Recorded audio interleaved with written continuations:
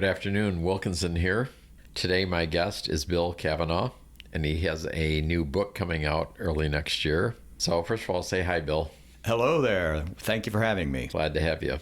We met, a week or two ago. I was doing a photo shoot for him, and he needed some headshots for some of his business stuff, so I helped him with that, and we got chatting. I learned he's writing a book, and he's got an interesting story, and I said, let's do a podcast. He goes, sure, let's do it. So tell us a little about your book coming out. What's it about? The title of the book is Keep Your Fork, Something Sweet is Coming. It's about how traumas in our life can end up being the greatest gifts that we could be given as long as we choose to see them that way. It's difficult sometimes when they're handed to us in some pretty shitty wrapping paper, but eventually, if we choose to, they can end up being some of our greatest gifts. So do you tell how to make shitty stuff into lemonade? Or what? Or what's the approach Well, in the book? I always say if life hands you lemons, why do something as boring as lemonade? So what do you want to make with it? Some other most delicious of it comes dessert? from my own personal stories and the challenges that I've overcome, because I figured that unless I put those in there, it didn't really show that I was an expert at it, except that I had overcome them myself. And so you are coming from the position of being a therapist, correct? Yes. Talk a little about that. Well, I always say when you write, I'm a psychotherapist, but when you write it down, make sure you don't have any spaces, because otherwise it comes out as psycho the rapist. So I am a therapist. It's one of the gifts that came from one of my challenges. Was about 12 years ago, I decided to go back to school and get my master's in psychology and be able to help people who were going through struggles. How's that worked out? Hopefully I've helped a few. I hope so. I'm sure you have. So what were you doing before that? I guess I should ask that first. The rest of my life, I was an entertainment producer. I had my own production company, and then I worked for Dick Clark for a little while. I worked for Walt Disney Company, and then I produced Ceremonies for 2 Olympics. Wow. And what was the time span on that? Of the whole entertainment thing? Yeah. Oh, the whole entertainment thing? Well, my degree was in graphic design, so I started out as an artist in Dallas, Texas for an entertainment company. Became a producer for them, and then left and started my own company. So that began back in the 1800s at some point. Come on. 1800s, come on. Did you just get burned out doing that, or what? What was the... The impetus was, there was a period when I was working for a production company up in San Francisco and got laid off from that company.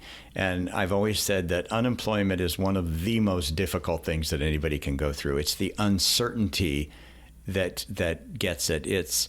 I was also starting to have some pains when I was first laid off, and it ended up being stage 4 cancer when they eventually found it. And I always say the uncertainty of not knowing is worse than the cancer.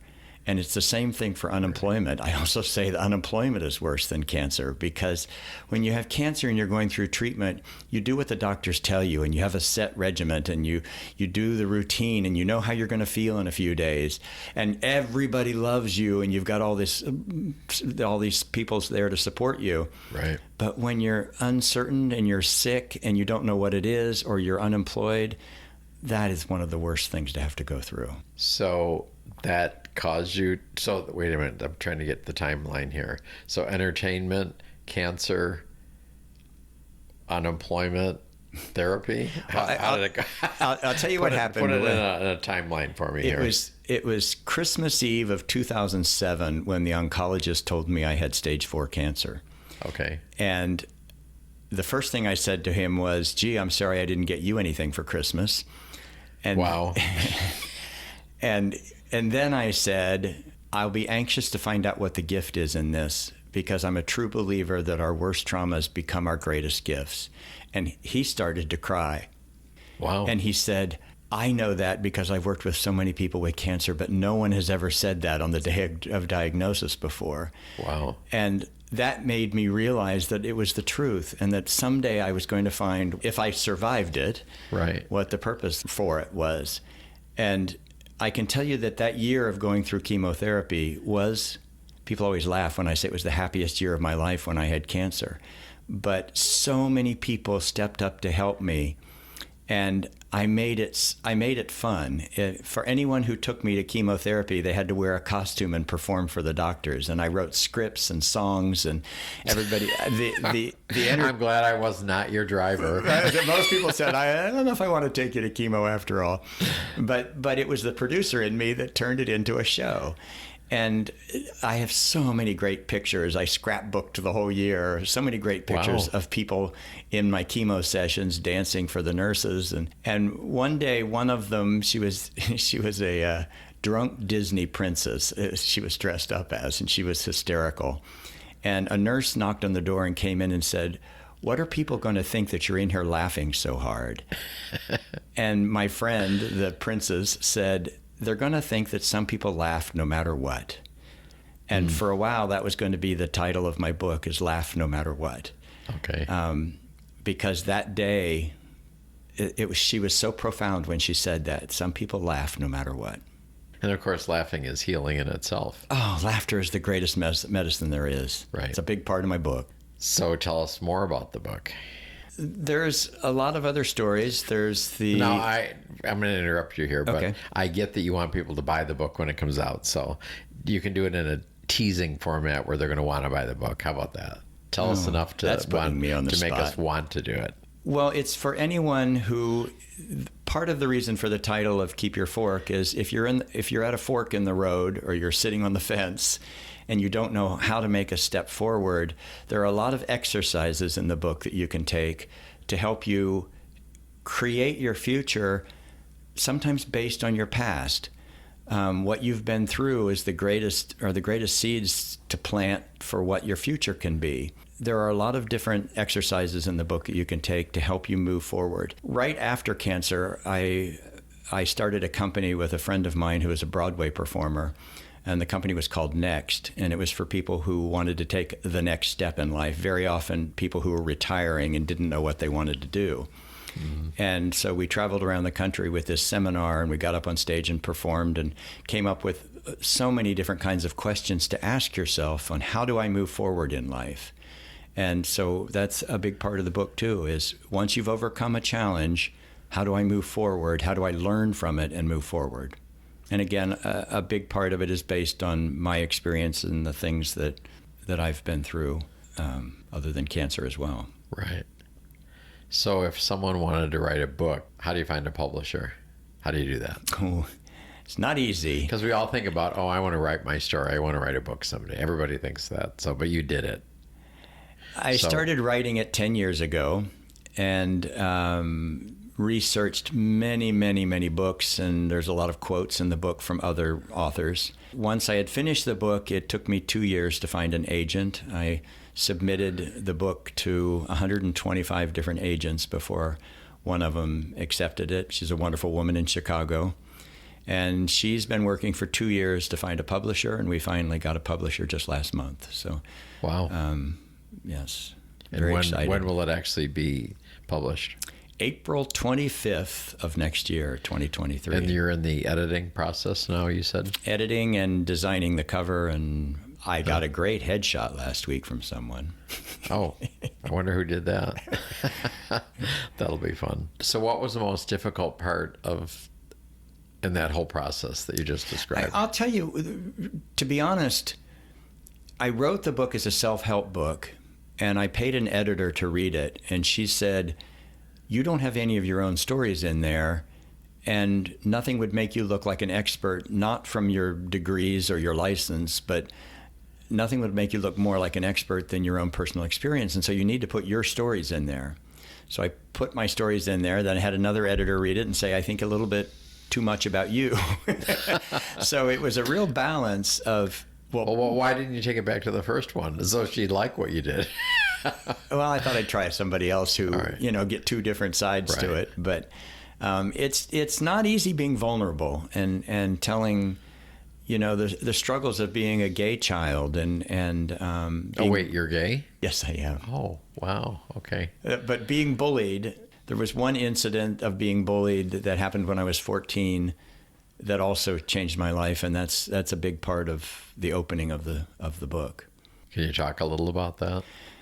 I was I was an artist. I was a creative kid, and walking to art class across the basketball court where all these boys were playing basketball. And by the way, my father was a basketball player for Ohio State, so he would have loved to have me be playing on the basketball court. But Right. I always joke that I did get a blue ribbon at the state fair for my basket of balls of petunias, but that's I misinterpreted baskets and balls Right. in a different way. But anyhow, I was walking across the basketball court on my way to art class, and they grabbed all my art supplies and were throwing them all over the ground and pushing me back and forth and shoving me back and forth and calling me a loser. And it hurt because my father had 3 words that we were never allowed to use in our house, and that was fool, stupid, and loser. Because he said no one is a fool, no one is stupid, and no one is a loser. So we were never allowed to use those words. And so to be called that hurt so much because I thought that they were right. And indeed, I was a loser. I was just this artist and not a basketball player like they were. And they all ran off, and I sat there on the basketball. Can't tell this without crying. I sat there on the basketball court with tears in my eyes, and I looked up at the sky, and I know this sounds like the most dramatic thing ever, but I looked up at the sky and I said, this will be the hardest day of my life. And because I've never forgotten it, I truly believe that it's still the truth. And that any time I've gone through something like cancer or addiction or any of those, I remember thinking, this is not the hardest day of my life. That was, back then was. And as dramatic as it sounds, and anytime I tell a friend, they always say, oh my God, that's so drama queen. But I still truly believe it. But what it was saying to me when I said that was the hope that life was going to get better. And I can't tell you what those bullies taught me. They taught me courage and compassion. And when I say courage, I wasn't afraid to get the hell out of London, Ohio when I graduated. The other thing that I did that I thought was kind of brilliant was I became editor of the yearbook. And so if you wanted to be flattered in the yearbook, you better be nice to me. Well, that was pretty genius. Anyhow, so many incredible lessons that I learned from them. Were the bullies in there? In the yearbook? Yeah. If they were nice to me, they were in there in a good way. Really? So they could be nice to you, right?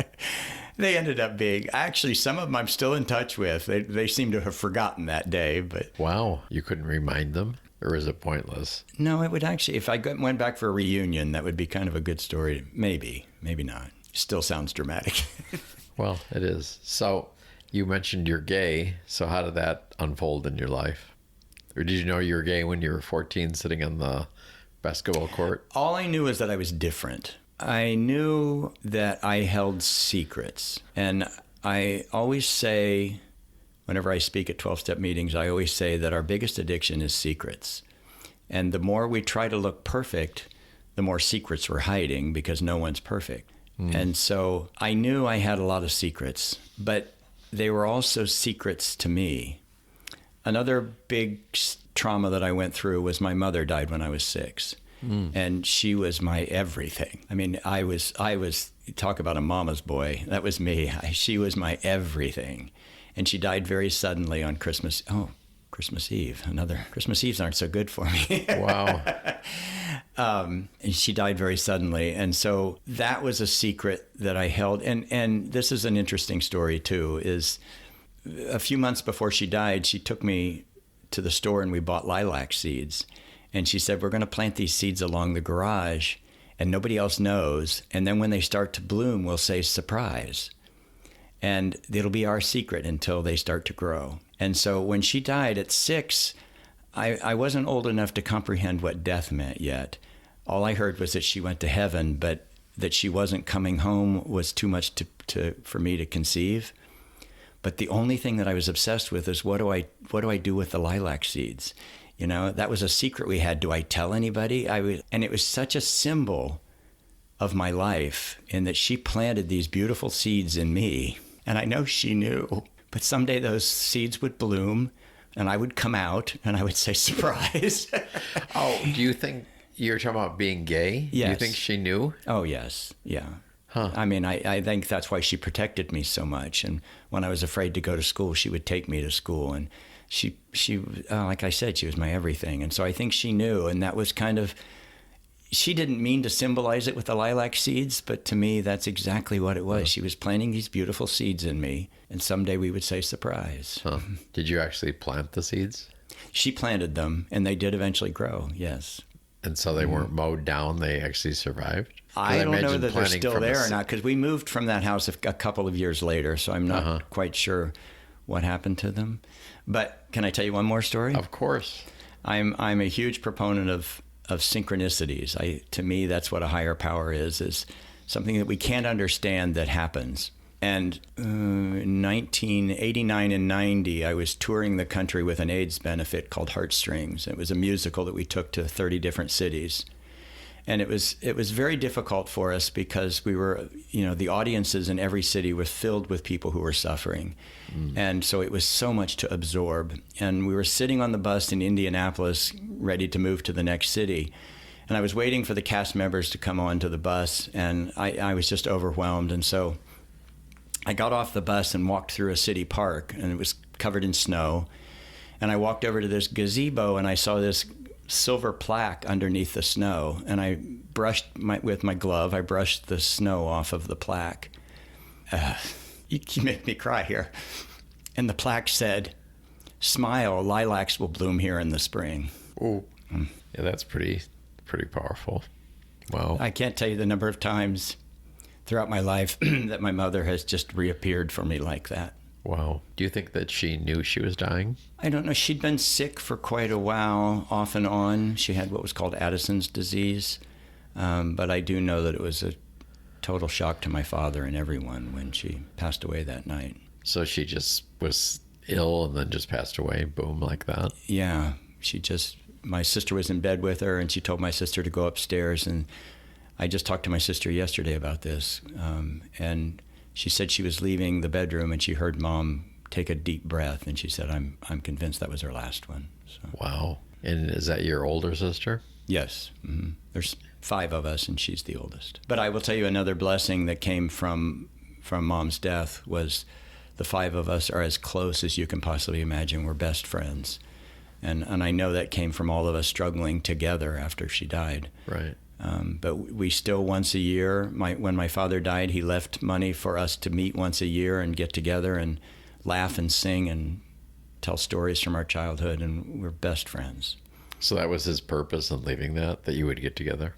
Yes, it was. Yeah, he started a company and made us board of directors, so we have to meet once a year as the board of directors. Oh. And we pick a big farmhouse somewhere in the Midwest always, and all get together, and no siblings or spouses, just the 5 of us. That's very cool. When did your father die? He died in 2007. So. Okay. So you're in Palm Springs now? Yes, been here 2 years yesterday. And what brought you here? Every year that ends in 0, I made a major move in my life. So in 1980, 1990, 2000, I always made a major move. And so I knew that in 2020, I was going to do a major move. And then COVID hit and kind of made everybody make major changes. I never really thought Palm Springs was going to be the place.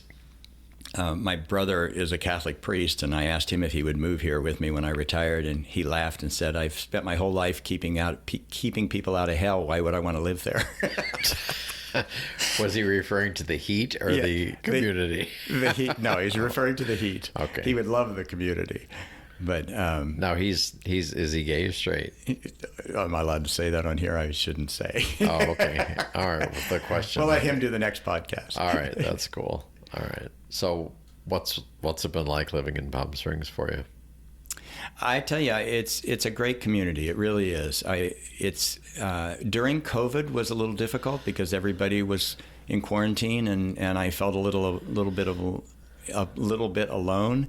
And I actually one day decided I was going to start a monthly group for people who were new to Palm Springs, and it kind of exploded and ended up, we were going to be at the convention center and all these companies wanted to host it and all that. But then because of COVID, we couldn't do it. So wow. It actually gave me the gift of meeting several people in trying to start that event. So it ended up doing for me what I had hoped it would do. But since then, I've made some great friends here. Did you ever have the convention? No, we didn't. So it wasn't just postponed until after COVID. It was postponed, but we haven't really gotten back to doing it yet. So it's something I'd still like to do because. Do you still feel like you're new here, or are you in the mentoring new people mode? No, I'm not there yet.